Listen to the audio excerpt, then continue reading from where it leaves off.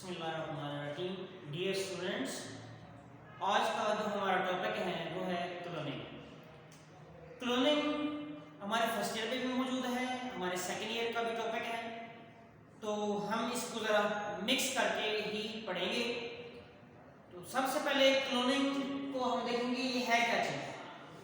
Cloning एक technique है जिसमें हम आइडेंटिकल कॉपीज ऑफ ऑर्गेनिजम्स बनवाते हैं।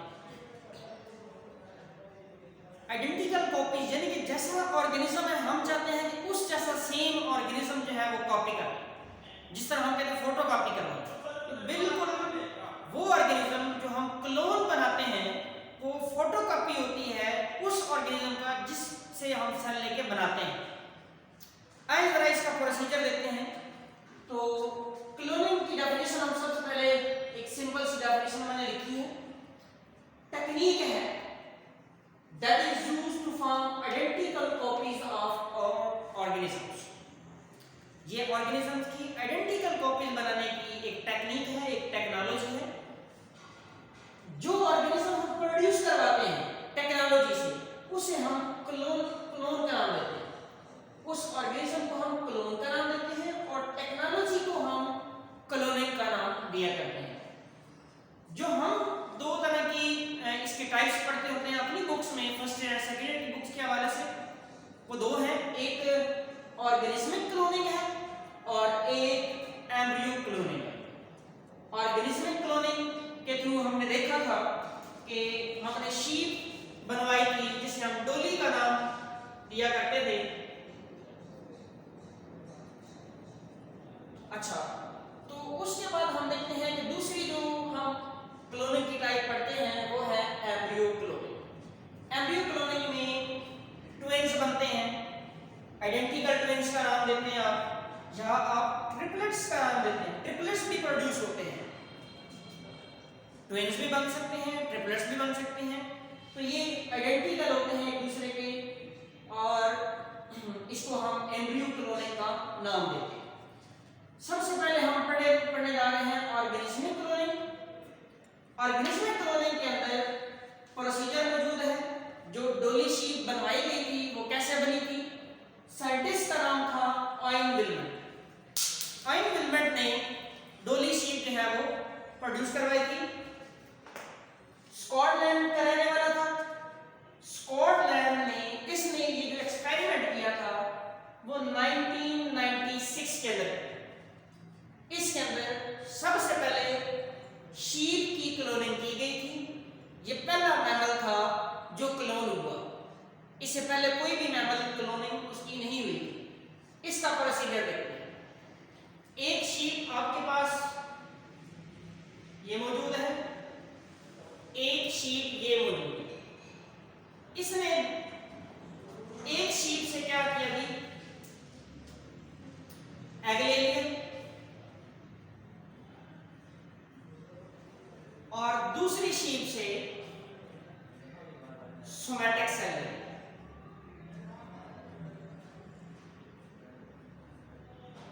सोमैटिक सेल कहां से लिए? इसकी अडर सेल से लिए, अडर से लिए। अच्छा, शीप जिसको क्लोन करवाना होता है ना, जिसकी क्लोनिंग करवानी होती है, जिसका क्लोन बनाना है, उससे सोमैटिक सेल लिया जाता है। इसने एग से क्या किया?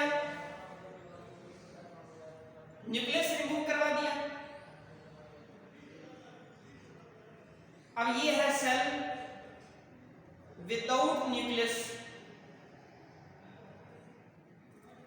और यहां से इसने न्यूक्लियस ले लिया। अब ये क्या हुआ? Nucleus from somatic cell.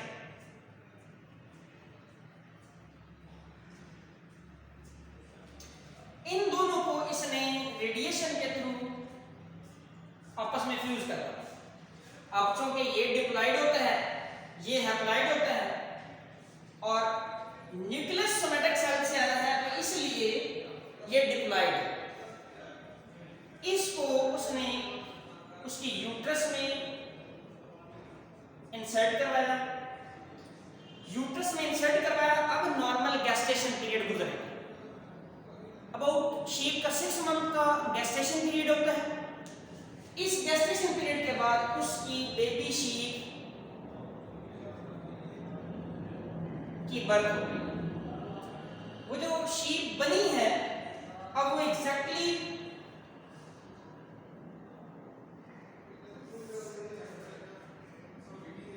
अपनी न्यूक्लियस मदर जैसी होगी। ये इसकी न्यूक्लियस मदर है वो बिल्कुल उस जैसी होगी। अच्छा, यहाँ पे ये उसकी एग मदर थी, इस जैसी नहीं होगी क्योंकि इससे एग लिया गया, इससे न्यूक्लियस नहीं, न्यूक्लियस जिससे लिया गया था उस जैसी होगी। तो ये है एक क्लोनिंग का तरीका। ये जो शीप बनी थी इसका नाम उसने डोली रखा। उस वक्त एक सिंगर थी, उसका नाम था रेबिका डोली। तो उस नाम पे इसने इसका नाम रखा था। अब ये नहीं पता क्यों रखा था, शायद इसकी हो सकती है वो फेवरेट हो सकती है सिंगर, वो चेयरपर्सन भी थी एक कंपनी की, मिलियनियर थी, तो उसके नाम पे इसने इसका नाम रखा। फिर ये शीप की मुख्तलिफ बातें आती हैं। ये 6 साल जिंदा रही, उसके बाद ये लंग्स डिजीज की वजह से ये इसकी डेथ हो जाती है। इसके 6 बच्चे थे, पहले एक हुआ, फिर ट्विंस थे 2, और उसके बाद ट्रिपलेट थे। तो ये 6 बच्चों के नाम भी मुख्तलिफ हैं, लूसी, कॉटन वगैरह वगैरह। अच्छा, इंपॉर्टेंस देखिएगा, हम देखते हैं क्लोनिंग की इंपॉर्टेंस क्या है। इससे हम नोन पेडिग्री के एनिमल बनवा सकते हैं।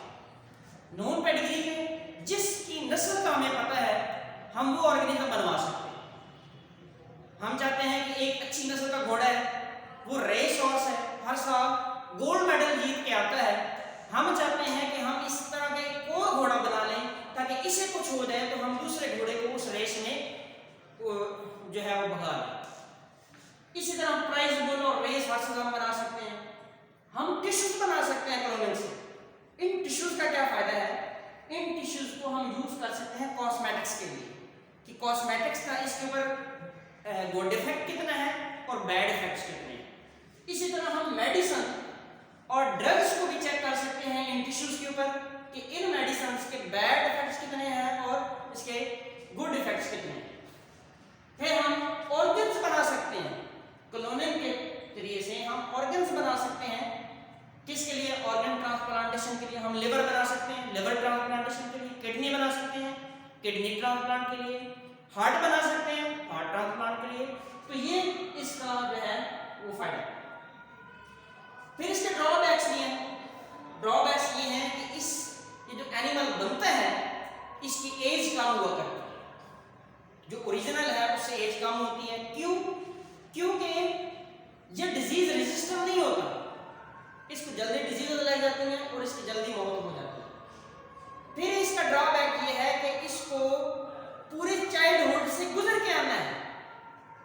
ऐसा नहीं है कि ये शीप हमने जो प्रोड्यूस करवाई वो पैदा होते ही इस जैसी होगी, नहीं, इस जितनी नहीं थी, ये अगर 6 साल की थी तो इसको 6 साल का टाइम गुजार कर पहुंचना है इसकी खूबियां हासिल करने के लिए, तो उसे चाइल्डहुड से गुजरना पड़ता है। फिर ह्यूमन क्लोनिंग की बात की जाती है। ह्यूमन क्लोनिंग के हवाले से मुख्तलिफ हमारे पास बातें मौजूद हैं। रिलीजियस जो है वो भी बहुत सारे रिलीजियस आइडियाज़ हैं जिसकी वजह से इसे क्लोन नहीं करवाया जाता। इमोरल भी इसे कहा जाता है, बहुत सारे मॉरल वैल्यूज़ भी हैं उस वजह से भी। तो क्योंकि हम एक ह्यूमन क्लोनिंग एक ह्यूमन बना भी लेते हैं तो वो हम क्या कह सकते हैं कि this one is son of someone, तो हमारे पास ये इस चीज़ का आंसर नहीं होता। तो ये चीज़। उसके बाद आइडेंटिकल ट्विंस। एम्ब्रियो क्लोनिंग में हमने देखा कि हम आइडेंटिकल ट्विंस बना सकते हैं। कैसे बनाते हैं जरा देखें। ये जनरली हमारे ये दोनों काम आइडेंटिकल ट्विंस आर्टिफिशियली भी होता है, नेचुरली भी होता है। नेचुरली भी हमें अक्सर ट्विंस नजर आते हैं, आर्टिफिशियली भी हम इसे करवा सकते हैं।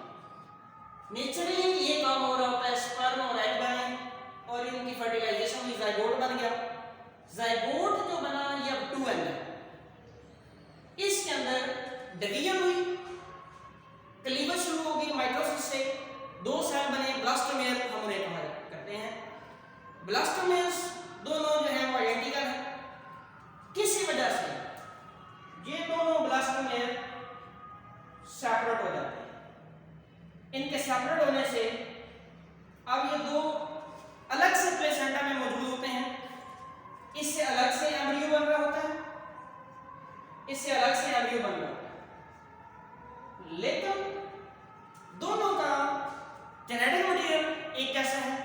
इस वजह से ये जब डिवेलप करते हैं तो हम इन्हें कहते हैं कि दोनों identical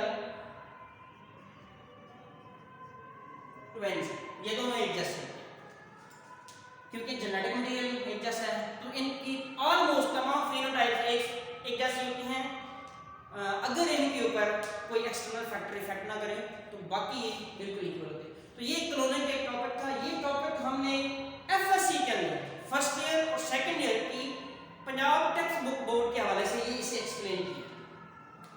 thank you so much. आज का टॉपिक इतना ही था। अल्लाह हाफ़िज़।